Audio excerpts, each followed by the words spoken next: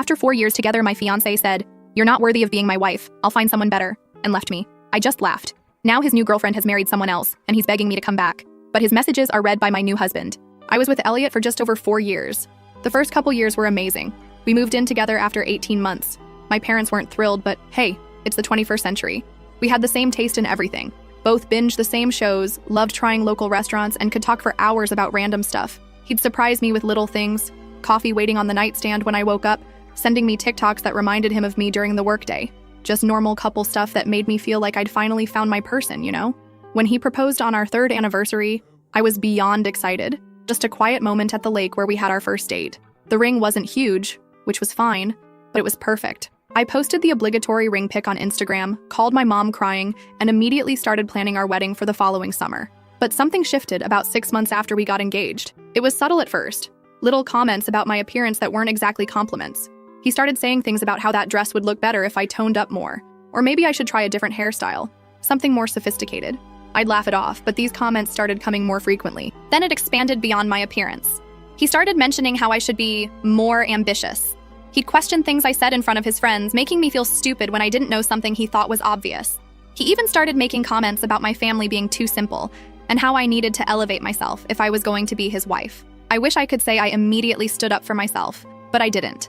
Instead, I started believing him. I changed my hair, bought new clothes, started working longer hours. I even took online courses because he said I needed to be more cultured. Looking back, it's embarrassing how much I tried to change for him. But when you love someone, sometimes you don't see how toxic things have become until you're drowning in it. The breaking point came 3 months before our wedding. We were talking about final details when he made a comment about my dress, which he hadn't seen. I'm traditional that way. He said his mom was worried I'd choose something expected rather than classy enough. When I asked what that meant, he just unleashed. He went on this rant about how he'd been settling and was starting to realize I wasn't wife material for someone like him. He said his family had concerns about me being able to represent him properly in social circles. Then came the words, "I'll never forget." He looked me straight in the eyes and said I wasn't worthy of being his wife, and he thought he could find someone better. I just sat there completely stunned. 4 years together, and that's what he thought of me? That I wasn't worthy? Who even says that to someone they supposedly love? I didn't cry. I didn't scream. I just laughed. It wasn't intentional. It just bubbled up from somewhere deep inside me. The absurdity of it all hit me at once. This man who I'd been trying so hard to please for months was telling me I wasn't good enough, when the reality was he wasn't worthy of me. My laugh obviously wasn't the reaction he expected. He looked confused, then angry, demanding to know what was so funny. I just shook my head and told him he was right. We shouldn't get married. But not because I wasn't worthy, because I deserved better than someone who made me feel like I was never enough. I grabbed my purse, walked out of our apartment, and went straight to my best friend Monica's place. The tears came later that night. 4 years is a long time to invest in someone, and realizing it was over hit me hard.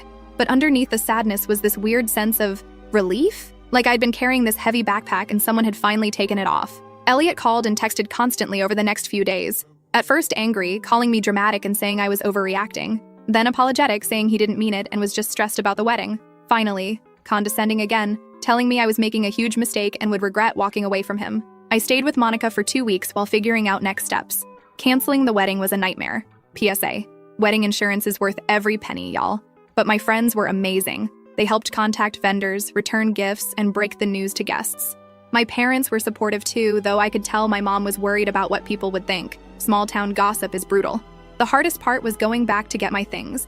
I deliberately went when I knew he'd be at work, but he showed up halfway through my packing. He switched between begging me to reconsider and coldly telling me I was making the biggest mistake of my life. He actually said, "Good luck finding someone else at your age," as if 29 is ancient, lol.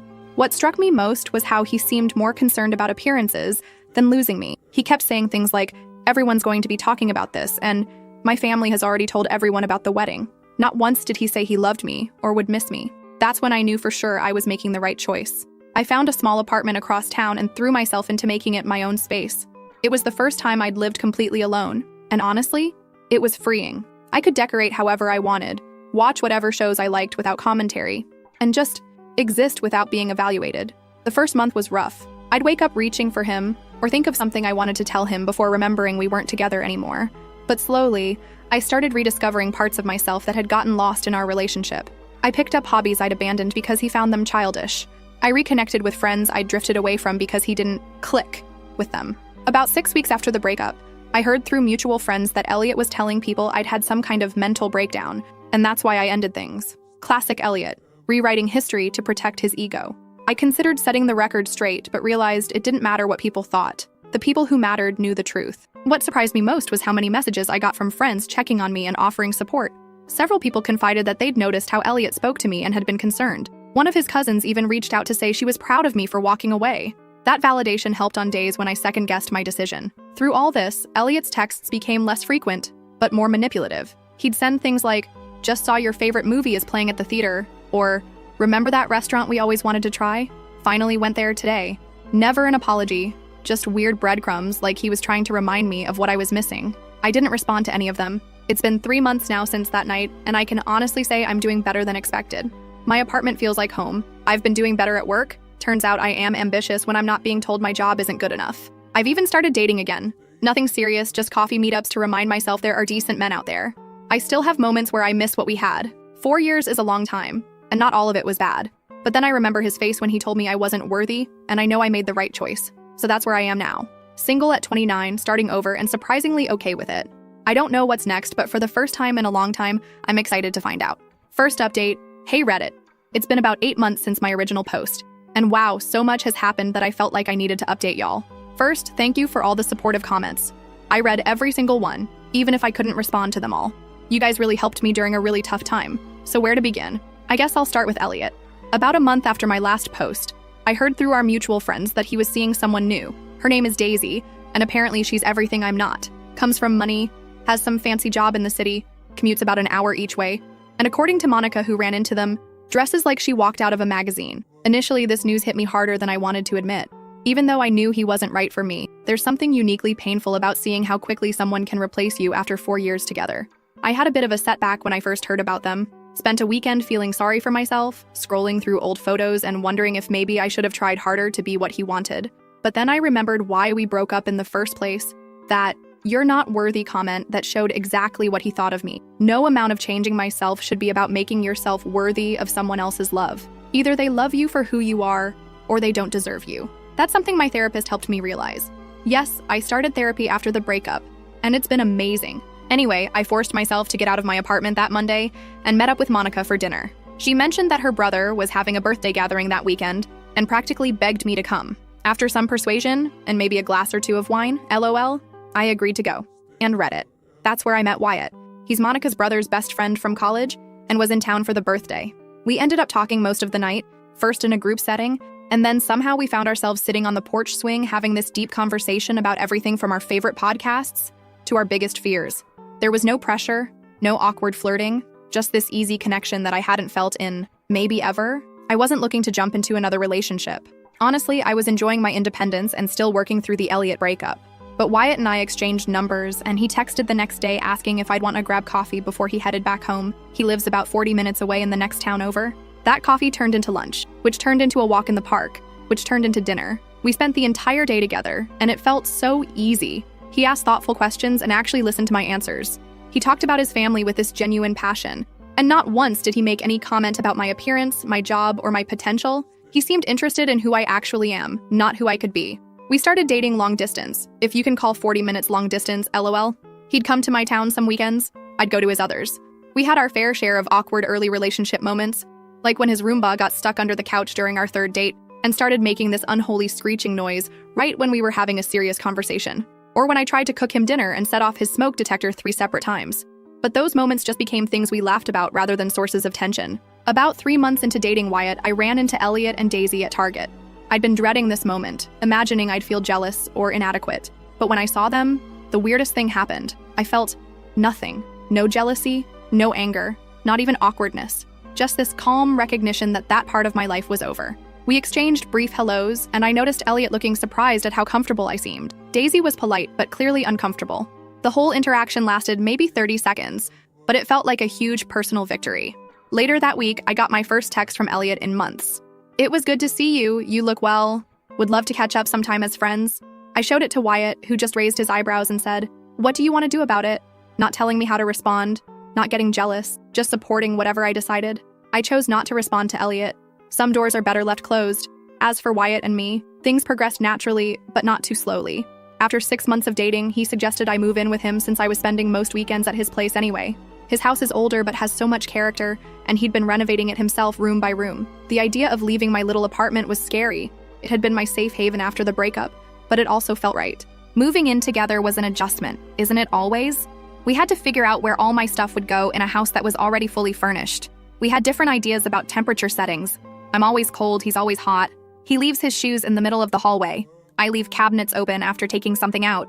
But instead of these differences causing friction like they did with Elliot, they just seem to balance us out. Through Monica, who remains an excellent source of small-town intelligence, I heard that Elliot and Daisy were getting serious. Apparently, he took her to meet his parents, which was something he and I didn't do until almost 2 years into our relationship. I was surprised by how little this bothered me. If anything, I felt a little sorry for Daisy, wondering if she was experiencing the same subtle put-downs that had eroded my self-esteem. About a month after I moved in with Wyatt, the texts from Elliot started again. Nothing inappropriate exactly, just persistent. How have you been? Heard you moved. Hope all is well. Remember that band we saw together? They're coming back to town.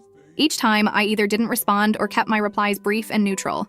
I didn't tell Wyatt about every message because they seemed so insignificant, but I didn't hide them either. Then came the day Elliot called instead of texting. I was cooking dinner with Wyatt when my phone rang, and I could see it was him. I showed Wyatt the screen, feeling suddenly anxious. "You can answer if you want," he said, giving me space to make my own decision. I declined the call, but Elliot left a voicemail asking if we could meet up because he had some things he wanted to say in person. After discussing it with Wyatt, I decided to text Elliot back saying I was happy in my current relationship and didn't think meeting up was a good idea. His response came quickly. "I understand. I just wanted to apologize properly for how things ended. I said things I didn't mean. Too little, too late, but at least it was something." I thanked him for the apology and left it at that. Life went on. Wyatt and I settled into a routine that never felt routine. We explored new restaurants, took weekend trips, had game nights with friends. We talked about future plans casually. Nothing pressured, just possibilities. And then, 6 months after I moved in, Wyatt proposed. It wasn't a grand gesture. We were having a picnic at the lake, not the same one where Elliot proposed, thankfully, and he simply said he couldn't imagine his life without me. The ring was perfect, a vintage sapphire that had belonged to his grandmother. I cried, laughed, and said yes without hesitation. That evening, as we celebrated with champagne on our porch, my phone lit up with a text from Elliot. "Heard about your engagement. Didn't realize things were that serious. Hope you're not rushing into anything you'll regret." I showed Wyatt, who just shook his head and said, "Some people never change, do they?" We decided the best response was no response, and I blocked Elliot's number that night. Whatever weird game he was playing, I was done being a part of it. The next day, we shared the news on Facebook, because it's not official until it's Facebook official, right? LOL. The outpouring of love from friends and family was overwhelming in the best way. Among the comments was one from Monica that made me laugh. "From not worthy to worthy of the best man I know in less than a year. That's what I call an upgrade." I should probably have been embarrassed that she referenced my breakup so publicly, but honestly, it felt like a perfect summary of my journey. We set our wedding date for 6 months out. Nothing extravagant, just a small ceremony with the people who matter most to us. That's next month now, and I'm feeling nothing but excitement. No anxiety, no second thoughts. Just certainty that I'm exactly where I'm supposed to be. Oh, and the cherry on top of all this, through the grapevine, small towns I swear nothing stays private, I heard that Daisy broke up with Elliot last week. Apparently, she reconnected with an old flame and realized she had settled for Elliot. The irony isn't lost on me, so that's my update. From being told I wasn't worthy to finding someone who makes me feel valued every single day, sometimes the worst endings lead to the best beginnings, right? I'll update again after the wedding if you guys are interested. Thanks again for all your support on my original post. It truly helped me through one of the toughest periods of my life. Second update, hey Reddit. It's been a while since my last update, almost 6 months. And I'm back with more tea to spill. Life has been an absolute whirlwind, and honestly, I wasn't planning on posting again. But the latest developments are too wild not to share. So where did I leave off? Right, Wyatt and I were engaged, and we'd set our wedding date. Wedding planning was so different this time around. With Elliot, everything was about impressing his family and friends. With Wyatt, we just focused on what would make us happy. Small ceremony, close friends and family, nothing extravagant, but everything meaningful. No debates about whether the napkins were the right shade of blue or if my dress was sophisticated enough. Ugh, still can't believe I put up with that. About 2 months before our wedding, Monica dropped the biggest bombshell. Remember Daisy? Elliot's perfect girlfriend who was everything I wasn't? Well, apparently she'd been spending time with Monica's brother Barry while commuting to the city for work. They started as train buddies, then coffee friends, and then more than friends. She broke things off with Elliot rather suddenly, and he was apparently devastated. I wish I could say I felt bad for him, but karma comes for us all eventually, lol. According to Monica, he was telling everyone who would listen, that Daisy had blindsided him, and that he didn't deserve this kind of treatment. Sound familiar? In the weeks leading up to the wedding, I started getting more texts from Elliot. I'd blocked his number after my engagement, but he started messaging me on Instagram. Just casual stuff at first, congratulating me on my engagement, again, asking how wedding plans were going. I ignored most of them, but occasionally sent brief, polite responses. Then the messages got more personal. I've been thinking about us a lot lately, and I realize now I made a huge mistake. I showed Wyatt everything, and he just shook his head. The week before our wedding, the messages increased. Can we talk? Just for closure? I'd like to apologize in person for how I treated you. Are you sure you're making the right decision? That last one got me. The audacity of this man to question my decision when he was the one who said I wasn't worthy of being his wife. I stopped responding completely. Our wedding day was perfect in all the imperfect ways that make something real. It rained in the morning, supposedly good luck. My veil got caught on a rosebush during photos, and Wyatt's nephew announced he had to pee right in the middle of our vows. But none of that mattered. We were surrounded by people who genuinely loved us for who we are, not who they wanted us to be. And yes, Elliot tried calling me 3 times during the wedding. My maid of honor, Monica, of course, had my phone and just silenced it. When she told me later, we both laughed. Imagine thinking your ex would answer your call on her wedding day. We honeymooned in a little beachside town about 4 hours away. Just a cute Airbnb with an ocean view.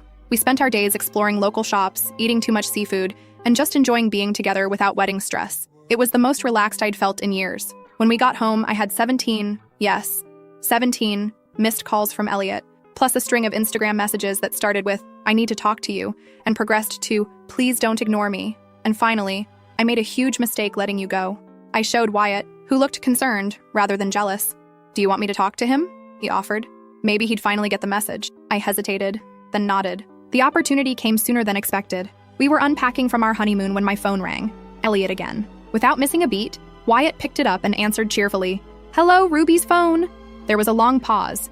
Then Elliot asked if Ruby was available.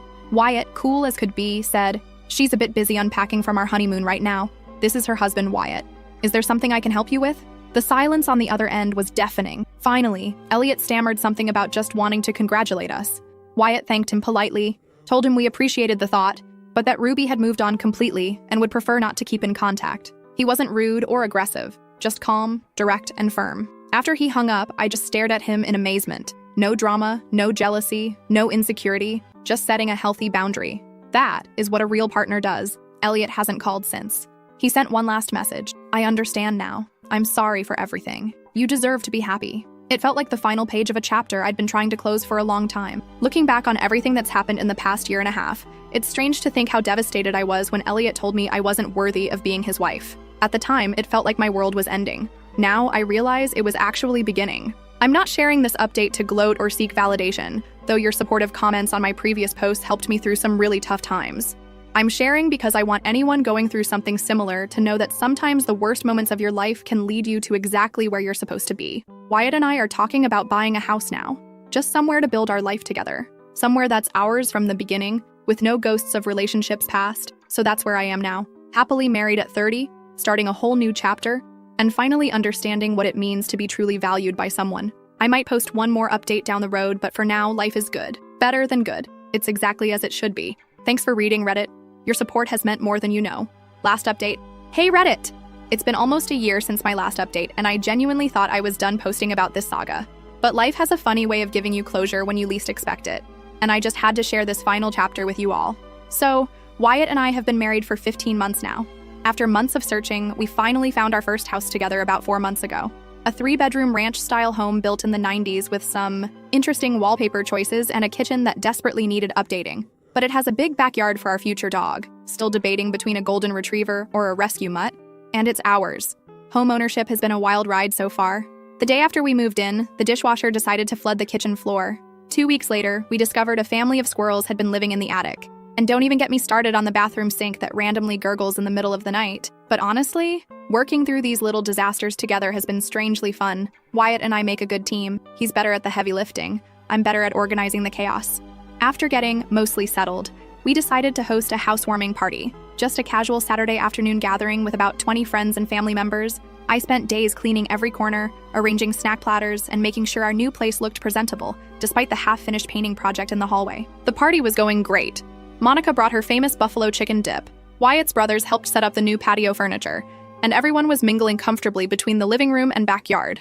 I was in the kitchen refilling the ice when Monica came in with this weird look on her face. She told me that Elliot was outside. Yes, that Elliot. My ex, who wasn't in any way invited to our housewarming party. Apparently, he'd shown up completely unannounced, carrying a bottle of wine and looking slightly disheveled. Monica had intercepted him in the driveway and was trying to figure out how to tell me without causing a scene. My first reaction was annoyance. This was our day in our new home. The fact that he thought he could just show up after everything. Ugh. But then I took a deep breath and realized I wasn't even nervous about seeing him. That knot in my stomach that used to appear whenever I thought about running into him, completely gone. I told Monica to let him in. It seemed easier than creating drama by turning him away, and went to find Wyatt, who was showing his dad the garage storage system he'd installed. When I explained the situation, Wyatt just raised his eyebrows and asked what I wanted to do. Again, no jealousy, no territorial nonsense, just support. Have I mentioned how much I love this man? We decided to greet Elliot together, keeping things civil but not overly friendly. When we walked outside, he was standing awkwardly by the snack table, looking out of place. He'd clearly had a few drinks before arriving. Not sloppy drunk, but definitely loosened up. He handed me the wine bottle, which, ironically, was the exact same kind he used to criticize me for buying because it wasn't sophisticated enough. The conversation started painfully polite. He complimented the house, asked standard questions about the neighborhood, mentioned the weather, all while giving Wyatt these weird side glances. I could feel the tension building, but kept things moving along, introducing him to people as an old friend, which felt generous but seemed simpler than ex-fiancé who told me I wasn't worthy of him. Things took a turn when one of Wyatt's cousins innocently mentioned how happy Wyatt and I seemed, and how perfect we were for each other.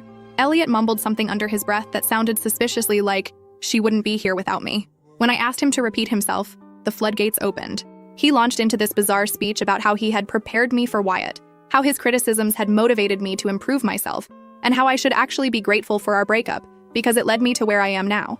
I was too stunned to respond immediately, but Wyatt calmly stepped in. No raised voice, no macho confrontation. He simply said that while he was certainly grateful that I was in his life, my personal growth had nothing to do with being torn down by someone else. He added that we'd prefer to focus on celebrating our new home today, and maybe this wasn't the best time for this conversation. Elliot didn't take the hint. Instead, he turned to me and asked if I ever thought about what could have been if he hadn't let me go. His words, not mine, as if he didn't tell me I wasn't worthy. The way he said it, like he was doing me a favor by considering taking me back, instantly transported me back to that night, when he'd broken my heart and my spirit in one fell swoop. I told him, as gently but firmly as I could, that I never think about what could have been, because I'm too busy being grateful for what is. That breaking up was the best thing that could have happened to both of us. And that worthy isn't something someone else gets to decide for you. It's something you realize about yourself. The look on his face was complicated.